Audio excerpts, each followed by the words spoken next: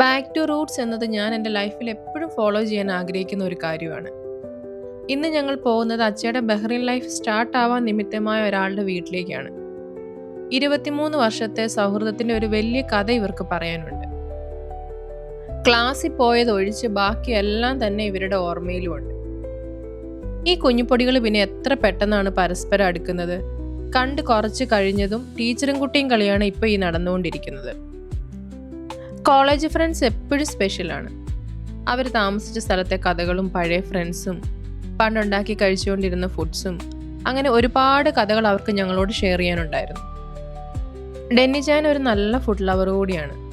അതുകൊണ്ട് തന്നെ എല്ലാവിധ സാധനങ്ങളും ടേബിളിൽ നിരന്നു. അഫ്ഗാനി ചിക്കൻ തൊട്ട് നാടൻ കപ്പയും ബീഫും വരെ ഇച്ചായനും ചേച്ചിയും കൂടി ഉണ്ടാക്കിയതായിരുന്നു ഇതെല്ലാം തന്നെ. ഫുഡടി കഴിഞ്ഞാൽ പിന്നെ നെക്സ്റ്റ് സെക്ഷൻ ഫോട്ടോ പിടുത്തമാണല്ലോ.